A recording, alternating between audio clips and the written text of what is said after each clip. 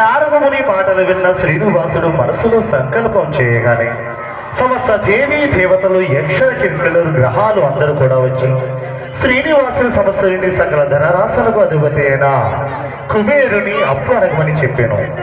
మరి స్వామివారి కళ్యాణానికి ధనం అవసరం కాబట్టి మనందరం కూడా ఎవరికి తోచిన ధనాన్ని వారు ఇచ్చి స్వామివారి కళ్యాణంలో భాగంగా మనందరం కూడా పాల్పంచుకుందాం. మరి కళ్యాణకర్తలైన ఇరువురు జంటలు కూడా కుబేర ధనం కోసం మనందరి దగ్గరికి వస్తారు. ఎవరికి దోచిన ధనాన్ని వారు ఇచ్చి స్వామివారి కళ్యాణంలో భాగంగా అందరూ కూడా పాలు పంచుకోవాల్సిందిగా మరీ మరీ కోరు ప్రార్థిస్తున్నాం.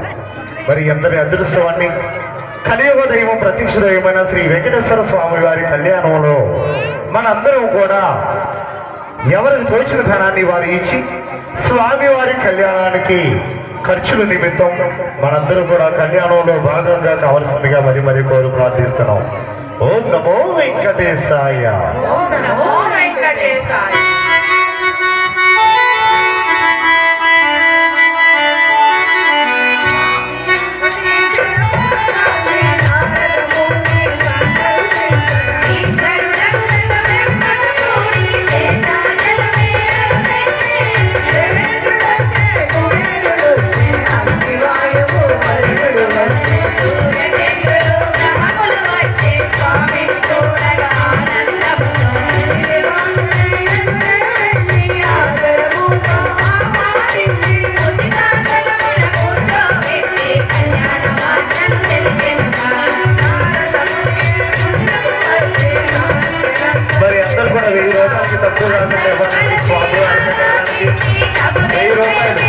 తక్కువ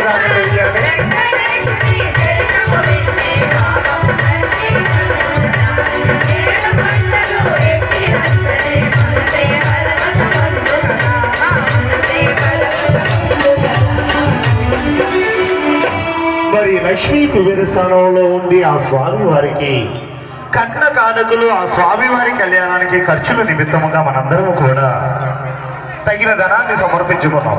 అయితే సమర్పించుకుని ఊరుకుందామా? ఆ స్వామివారిని కూడా మనం వడ్డీ అడుగుదాం. మరి ఇప్పుడు నేను చెప్పే అన్ని కూడా అందరూ కూడా ఉచ్చరించాలి. ఓ నారాయణమూర్తి, ఓ లక్ష్మీ వల్లభ, ఓ తిరుమలగిరి వాస, ఓ శ్రీనివాస, ఓ పద్మావతీనాథ, ఓ అలవేలు మంగపతి, ఈ యొక్క కళ్యాణ సేవ నిమిత్తముగా నీవు మాకు ప్రసాదించిన ధన ధాన్యములలో గాని పాడి పంటలలో గాని సిరి సంపదలలో గాని కొంత భాగాన్ని ఈ కళ్యాణ సేవ నిమిత్తముగా సమర్పించుకొనుచున్నాము స్వామి.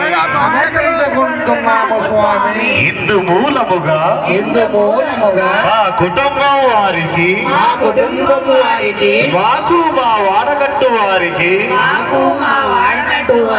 మా గ్రామం వారికి, మా పట్టణం వారికి, మా రాష్ట్రం వారికి, మా దేశం వారికి, ఈ 14 లోకములలో ఉద్భవించిన సర్వజీవులకు నిత్య సంతోషపడే వడ్డీని యుగ యుగాలకు తరతరాలకు మాకు సమర్పించుము స్వామి. ఓం నమో వెంకటేశాయ. శ్రీనివాసుడు కుబేరుని అప్పు